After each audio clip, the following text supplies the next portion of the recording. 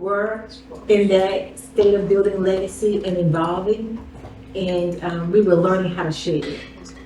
Because I haven't always known how to do that, and most people I don't think are born like knowing how to share. So I'm seeing that you guys must have walked away from some of the things that were not good for you and are benefiting you to be here. My name is Daffaney Jenkins Webster.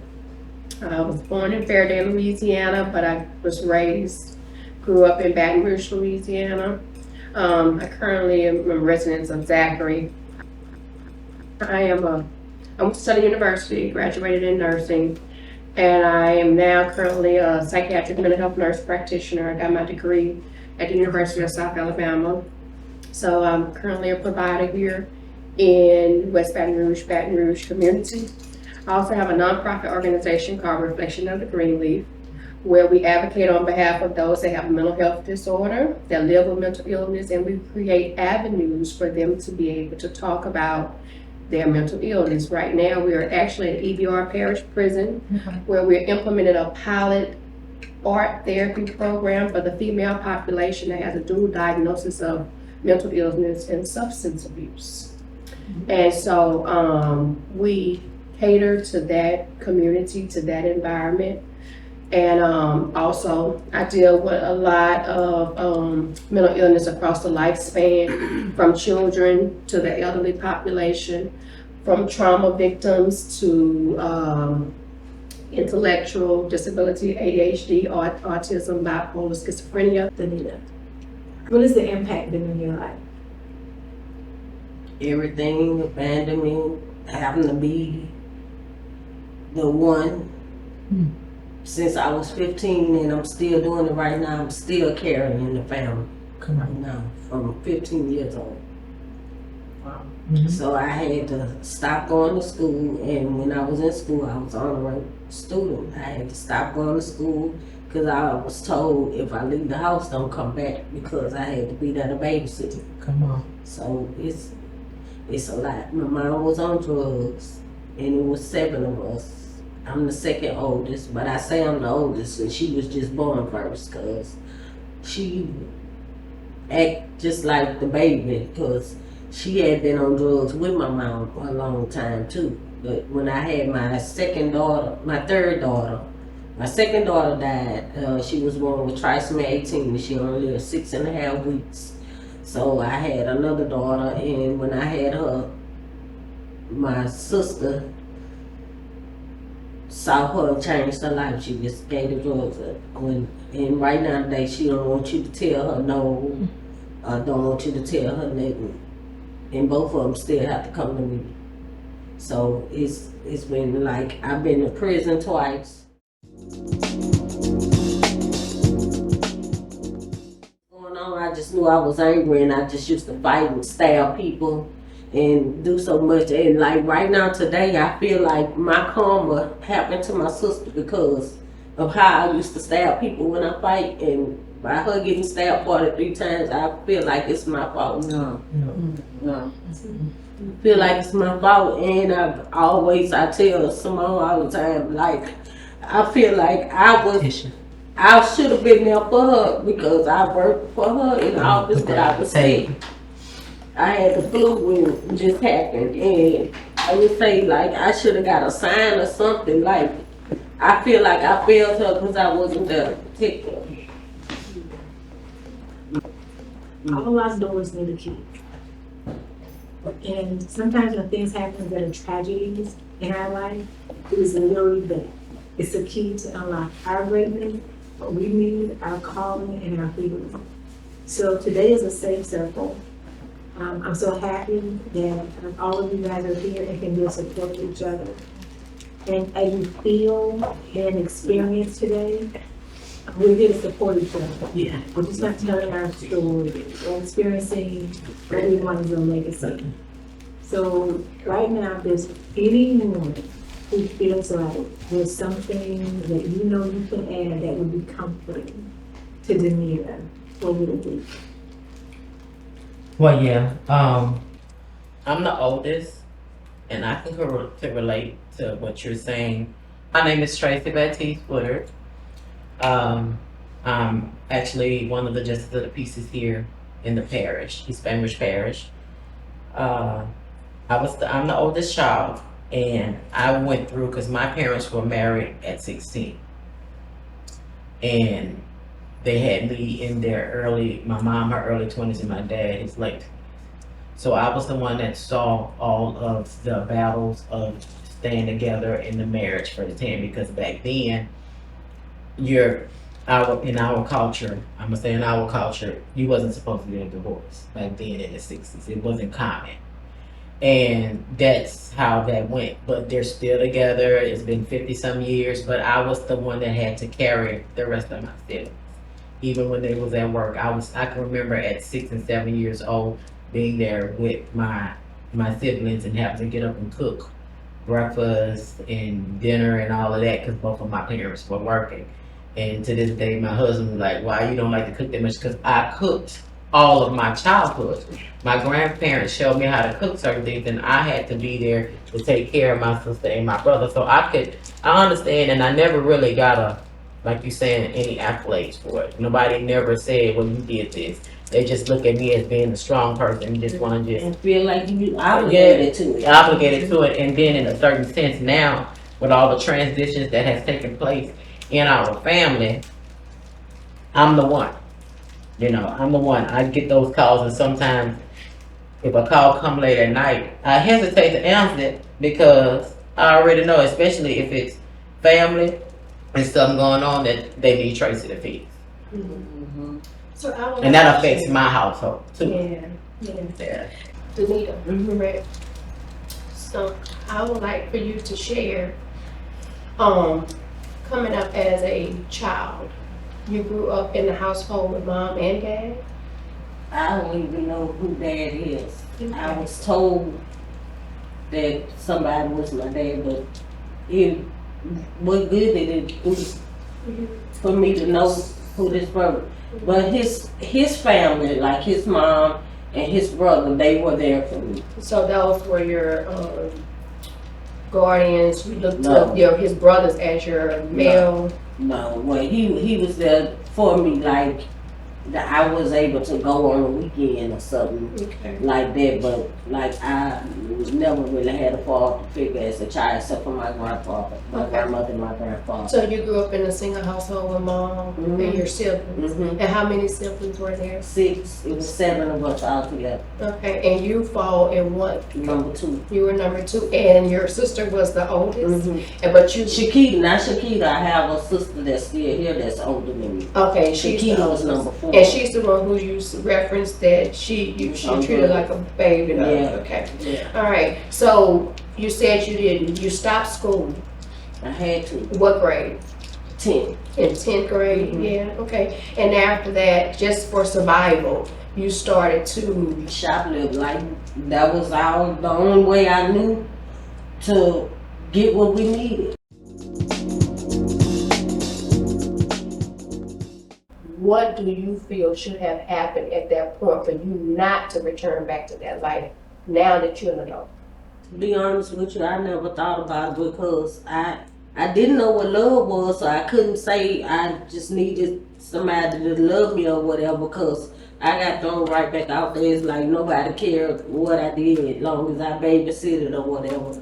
So I went back still. And So you mentioned the word love, right? You said that you felt that you may have needed love at that point. no, I didn't know what love is, so I didn't know what to look But for. now that you're an adult, do you feel if you would have Yes. had that, they would have transitioned Yes. Great, Mm-hmm. great story.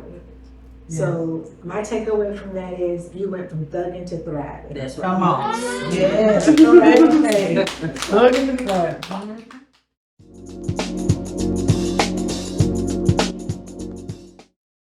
What did it feel like when you got the call to come here? Oh, I'm very excited. Oh, I talk everywhere. I don't care if I'm in the store, wherever, being alive, this very precious, what I have been through, 14-year domestic violence survivor. That was really something very traumatic. That was like a nightmare. a couple of nightmares on Elm Street. Mm. I never would have thought I would have went through something like that. But I tell anyone, you can overcome anything. It may seem like it's hard, to get out of situations sometimes. It might take a long time. It was 14 years of slavery, that's what I call it. You're being with somebody that they claim they love you. It started off like Prince Charming, of course. Yeah. But, just gradually starts getting to a nightmare. How old were you? I was 26 at the time. I just recently separated. I guess I got thrown in the trick bag. I tell a lot of women now, we're all guilty, basically. When you get with somebody new, you try to tell your expectations, per se. At times it's good to say, what you want out of a relationship or whatever, or, what kind of man you want, woman or whatever, vice versa. But they listening to that. And then if you tell your past, they can kick you in your behind also. Exactly. But, like I say, if you know who God is, I think, my opinion, you do have to say your past sometimes to get what you're supposed to have, the partner or whatever, for them to help you in those areas if they're sincere. Not to use and, use that against you, what you have told them. They're sincerely there to love you and be there for you, like they're supposed to. They will use that against you and use that to their advantage. What you have been neglected or, have been lacking in your life. So, well, I'm a survivor of 14 years. It did not start off like that. I can say the first 4, I done had some of these signs, but you know how we do. We tend to ignore the signs. Trying to get somebody the benefit of the doubt. You're trying to work with them and say they might be having a bad day or whatever the case is, but you're ignoring that. Because when you get out of that situation, you can look back and like, oh, yes, it started right there. But we still trying to work with somebody. It seems like when you got a position, a political position, that's when all hell broke loose. I guess his head was big like a hot air balloon, with his authority or whatever, and he just went to space. I guess I don't know. It was like horrible. It was like everything just turned all of a sudden, boom, boom, boom.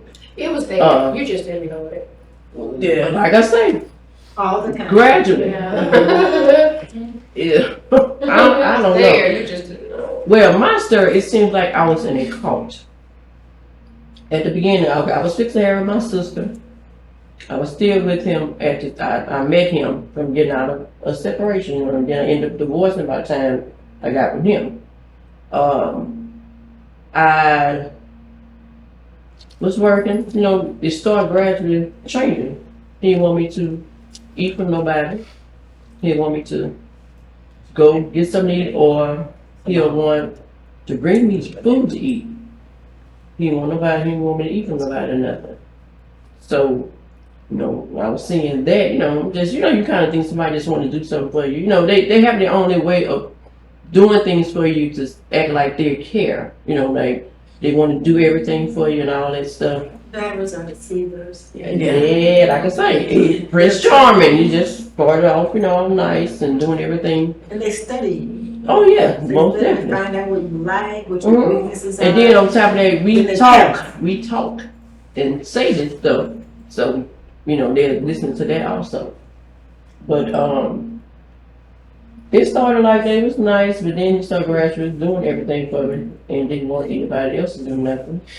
Then my family, I guess he used what I told him against that, so to make everybody else the ones are they using you or something like that, so they flipping everything around. They're flipping everything around to use it against you. It's like it was like a brainwash on the slip. then isolation from the family. I seen my dad once out of 14 years. When he met him, they got into it. So that was it. My sister, I have one sister by my mom, and I have other siblings by the dad's side.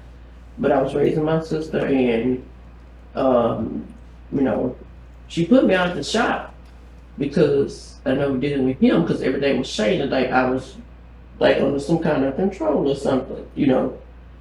And I ended up moving with him on the other side of town. And after that, there was slavery for 14 years. I I had 2 children out of the process. I had 1 child that was not his. Now, my oldest child and I was physically abused, verbally abused for many years to up degree with weapons and all.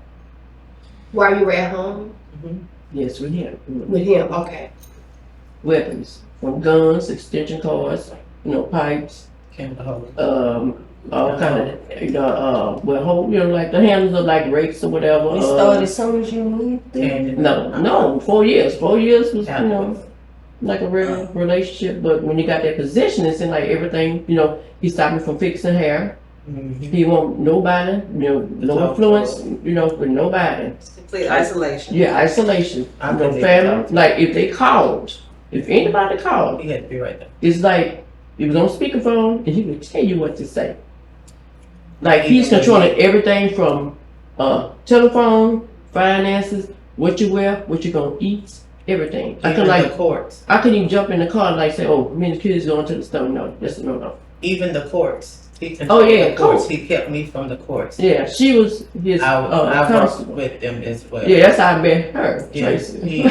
he kept me from the courts. He never wanted me and her to talk. Yeah, he because wanted me to talk to nobody. I've always been that strong female, and I know that I'm an African male. But when she would have to deliver, I would have to come get the papers from her because she's the clerk.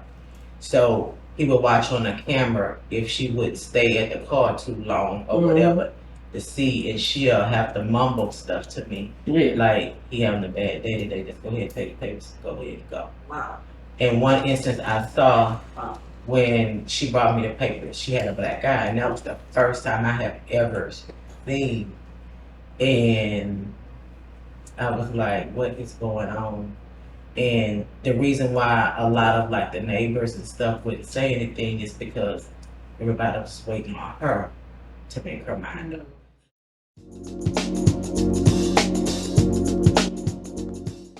Because when somebody will come to defend her, even if I would defend her, he will go off on me. But is that in our community like that? Or do you find that that's, What? in general, that's the mindset? What? It What she depends. said, just like, you know, like, Oh, the community. you know, yeah, like, mindset? I'm not getting No, involved. I No, think it's it not just that depends. people try to get involved at times with certain things, but he will go all the way off, and he had her under a trance, so she'll say, leave it alone. Yeah, Just you know, it's tell like us you to so stop. scared. Okay, I Was it had to just live fear? there. Was it just Yeah, I fear? had to live. You stay over there. I'm over here. Right. So I said if I She did just do leave her say something, just let it go, Tracy, let it go. but like if I did do something, I had to be ready to move. Somebody had to come whoop him. Whatever had to be done to get me out of there. That's what had to be done then. I can't just say. would have been dead one Thank day. you. So I'm like, I think you he gonna carried say firearms something. all You the gonna time. do. You had to do something. That's how that was gonna have to go. Did he have abuse in his background though? Did he come, his family? Yeah. His dad, yeah, Well, that his dad, his sounds mom, but not to that degree. Something going on with him. Yeah, that you know of. No, The I thing that didn't. happens to batterers, they don't have to have anything in their background to be a batterer. Mhm. Domestic violence is about power. Yeah, power control. That's what I'm saying. It was under control. He controlled everything. Like I say, when you ate, what you what you wore, Why do they Eat feel like they have to be everything. on them? Because they feel weak. And it's not because someone has already made them feel weak, it's what they feel. Everybody can control that impulse to have power and control over someone else. But the most dangerous time for a woman is when she's leaving. Yeah. Oh When she's yeah. planning to leave, when she's attempting to leave, That's and when what she happened with my leaves. sister. Oh yeah. So it's hard for people to help battered women when they're leaving if they don't know how to help them find a safety plan, create a safety net. more women get killed leaving than they do if they just stay. And so domestic violence is a health issue, it's a wellness issue, it's a legal issue, it's a family issue, it's a criminal issue, it's a personal issue. But it's one that requires skill to assist with. Yeah, you Because he threatened, the reason why I couldn't really, because I've always been their protector. And the only reason why I couldn't, because we were under the supervision of the Attorney General office, and it was so bad that they had to call us, because he used to do things to me, but I'm that, what You know, stand up to him. and I call, she'll be, it was only because of her and the children why I didn't really go crazy with him, because I wasn't scared of him. But he'll call and do all kind of things, and I'll go back toe to toe with him. I will come around there. And they be like, no, just leave it alone. Because trust me, because when he you will. left, you were going to be Yes. Yeah, I'm like, So How can you just? I'm like, who you not? I said, you're not gonna handle me like that. That's just how I was. And remember, we got into it, and I sacked him out real bad. He was gonna put me in contempt of court. He was gonna try to say he done tried to set me up a lot of times, which she didn't. She was unaware of. He has tried to set me up a lot of times. It was a lot of things that I went out as being a public servant. I could have not still been here today. Seriously, a lot of times. from stuff he started. He started for it to be hard on me. He made my job harder because it was like I was the first female in there. I'm a female, and of course he is a chauvinist because he had a thing with women in power, and that opened the door. And that opened the door. He's a chauvinist, because he's The a batterer. and So that opened the door. At work too. And that opened the door Just for don't him punch at work. to link to other people to put a bad persona on me, and for them to handle me. I went through, I went through that. Oh, yes. For the conferences, the first couple of years, I went through that. People would tell me little things that and I know it was him saying. Yeah, he just said, He just said it in front of me. It was a lot of times. He tried to, and I had to guard myself, but what I did, I used wisdom. I went, since I was in law enforcement, I went to other agencies saying, look, I need help with this here. And guess what? A lot of people knew what he was trying to do, and actually was there to back me up so it wouldn't go wrong.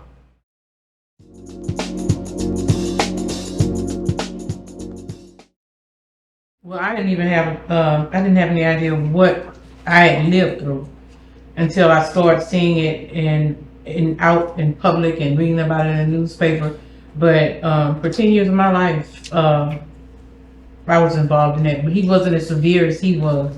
The isolation to the point he didn't want me to call my mother. Simple as calling my mom. He said, "You what you calling your mama for? You know what you call your mama." And I was a person that spoke to my mother every day, saw my mother every day. But like you said, it doesn't start off like that. But like you said, it was things that I ignored, and I think I contribute a lot of my not knowing is being really young. And my mother was so, I want to say overbearing, but she was just kind of a hovering type mother that I didn't know a lot. Like my brother tell me to the day, you just didn't have any street sense. You had book sense, but you had no idea about the real world. So like green, as they call it. Yes, green, exactly. In the house with mom. In the house with mom. So when I got out of that situation and got in there with him, see, he was streetwise because he was straight, but he controlled every aspect of my life. But meanwhile, nobody knew that. And like I say, in that situation, I had no idea. This man had me so programmed. And when I wrote a book. I actually went years. I wouldn't even look in the mirror because of things he said to me. Oh, me too. I wouldn't stop looking in the mirror. Very verbally abusive. There were times where it got physical, but it was more verbal and emotional and mental than anything else. And I could never understand why. He was like, anything went wrong, like you said, work. If something went wrong, and it was my fault. Everything was wrong. Anything went wrong, it was me. He was, and I remember one time it was so bad, I thought in my mind, if I tell your mama. But his mama got mad with me because I told her what her son was doing. I never forget that lady. That lady got so mad with me. Jesus. And made it awful. She said, almost like, are you threatening my son? I wasn't saying anything threatening. I was telling her what he was doing, and after that, I shut down. Didn't tell a soul. And that had to be probably around the 5th or 6th years. I finally went to her and thought maybe I could get help. You know, your mama gonna help me. I wouldn't dare tell my mother was a strong woman. Didn't take no mess.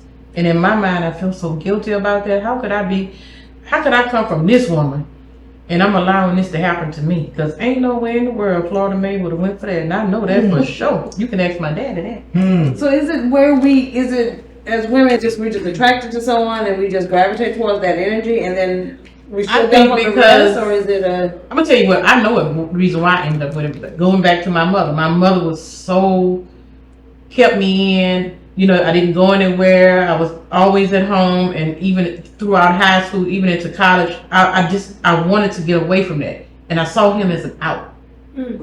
He was my out to being able to, I figured I'm gonna have this freedom to do what I want to do. But I really left one situation. And what But why do we do that? Why Yeah. not? What is it in us that say a man is the out? Well, And versus just saying, let me just go pack my bag. I know y'all hear the stories where I'm going to New York and I'm going to start my life, whatever. Why is the guy? Because if it's a batterer, the batterer presents as the out. And batterers don't batter you when they're trying to get you. oh They yeah. are They're the Prince ones Charles. that And bring- absolutely So right. it sells the Right. dream. And so is it just a... He knew what I was going through with my mother. He Yeah, gave it to her. he He gave me everything that I made it look like it was so the grass It was so much green. greener Yeah. on the other side. He knew So that. we're just That was attracted mistake to number one. I didn't know that. I mean in general. What we're you attracted know. to, of course, if you're attracted to what you have not experienced. Yeah. Okay, so like you said, you grew up sheltered, you was with mom all the time, and she wanted an avenue, an outlet, and so she was attracted to, it didn't necessarily have to be him. It just so Yeah. happened he just came. She was vulnerable to the situation, so her vulnerability Right. really was surfaced. Right. And that was her outlet, like she used the word outlet, and she was attracted to that. And that's what happened. So you tend to be attracted to what you have not experienced, you know, in the home, like love. Whatever. If you don't feel that you've experienced that love, especially from a male companion, if dad wasn't there or the male figure wasn't there, you know, or if domestic violence was in the home when you came, the home in which you came up. If mom went through that, if dad went through that, then you tend to possibly let yourself go through it too. That's why I asked you earlier, did you experience that growing up as a child? Did you see somebody in your home get abused? Because sometimes we will allow ourselves as females to go through that thinking that we will make that other person transition or transform. You know, so we tend to, as women, as just in our nature, our loving, caring nature, we tend to want to escape to what we've never experienced before. And then I think batterers don't show up with the bat. They Batterers don't. don't show up with the fist and They punch you in the Prince eye. Charles. They Like I say, show up. they show up. And sometimes we like the bad guy, you know. That sometimes we like always the say bad, that. you know. Women, as some women, we've grown up. Some of us in like dad, brothers, or whomever, or whatever environment you may have grown up. You want the guy who can make you feel secure. Like your father did. Yeah, whomever, you know, you want security. You want somebody say, you know, girl, I'm gonna be there for you no matter what. I'm gonna love you. does that. You know, and woman, My dad was a stone. Very He was a good man. Well, I'm gonna say this: my dad, I was 5 years old when my mother and father departed, but I remember being in a household with my mother and father for a brief time. I'm the oldest. I have a brother that's 2 years younger. He doesn't remember anything about them being in the house together, very little. But I remember. But like I said, my mother was a strong woman. But when my father, I remember him being such a disrespectful man. You know, he had the girlfriend was across the street, down the street, around the corner. I remember my mother. I don't know if some of y'all old enough to remember. There used to be a restaurant in Baton Rouge called Burger Chef. It used to be on Plank Road, right across over there where Borderlands is. At that light with wool. Oh, I remember Burger Chef. Okay. Yeah. My mother got a call and said that Because my mother that he and another woman was sitting inside of this Burger Chef. I remember my mother putting us in the car and going over there. She jumped on my dad. Left the woman when he saw my mama. And I remember her telling you, SOB, you can run, but I'll catch you at the house. Yeah. And I remember her beating this woman, jumped on this woman. Till the day I see that woman, till the day my mother's deceased. As a matter of fact, yesterday she's been gone 7 years. But I remember that my mother did not take, and I remember her telling me when they finally, as I got older, why they weren't together. She said, I came to one day realization. If I did not get rid of your dad, that I was going to end up in St. Gabriel, the prison, because I was going to end up killing him. Because he was such a disrespectful man when he, with now they call him side chick, woman on the side or whatever. So he left, when he and my mother departed, he left our lives. My dad, from that time I was 5 years old, literally, from the time I was 5, he lived about maybe 12 minutes from us. I saw him, I did not see him again until I was 21 years old. So in Simone's case, Yeah. Simone's case, basically, like she said, she was sheltered at home with mom, but dad left at an early age too, you know. So of course, and in that type of situation, correct me if I'm wrong, you're gonna tend to want to, you know, want that person or that opposite sex to love you, you know, take up that space that you may have missed. Let me say this: the difference between Danita and I still had strong male figures in my life because I had a godfather that was tremendous. But I didn't, like you said, your dad, and here recently, and it flipped me out. It really it gets me because I'm trying to say my dad is 88 years old, and he's trying to come back into my life. I turned 51 in March.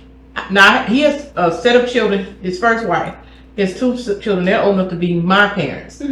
So I have a niece that recently didn't know about us, me and my brother, came into my life maybe about 3 years ago. She inboxed me on Facebook, said she'd always heard about us, but she didn't know us. So she's become a part of my life. But her mother says that she don't know me, well, she doesn't. So she and he have a relationship.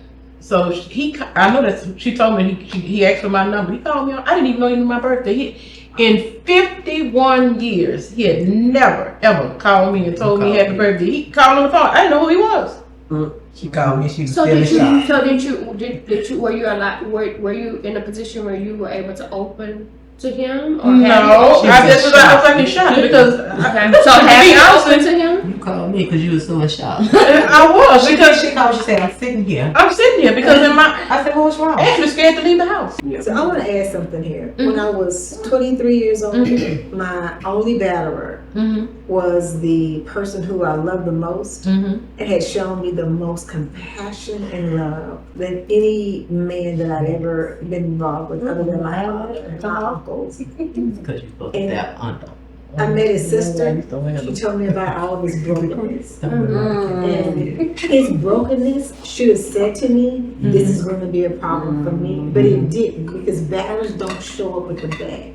And battlers don't show up battling. He was kind and gentle. And the day that he beat me almost unconscious at his house was him calling my job saying, "I'm having an emergency. I really need you to come over."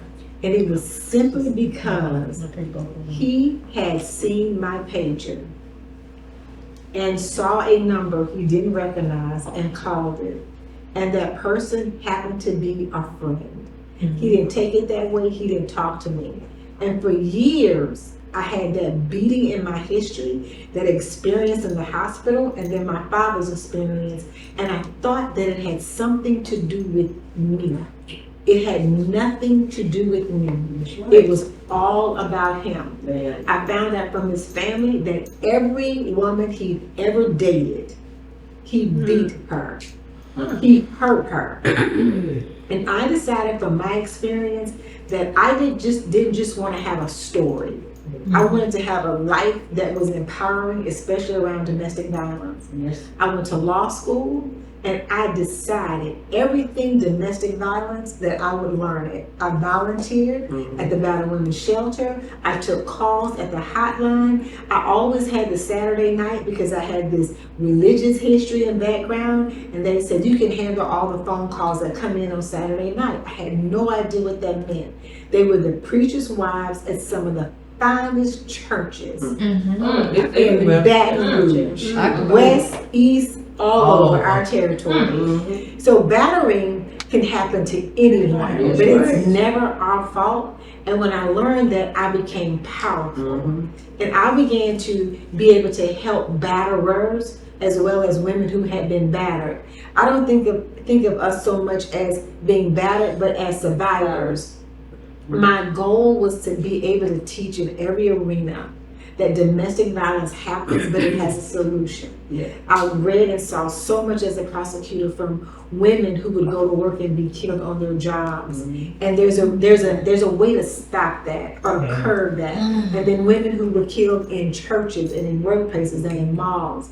And domestic violence follows everywhere we go, not because we're the person, but because batterers show up there. And so there were millions of dollars in 2005 to start a program called Domestic Violence in the Workplace. And the Attorney General's office, under Richard Ayu's guidance and support, we wrote for that grant. And that grant got assigned to me. And it was the first time that I'd ever written a grant in my life. And I didn't have time to learn how to write a grant. It was a nightmare in the beginning because I began to relive everything that my batterer did until I realized he was insignificant in my life. That's true.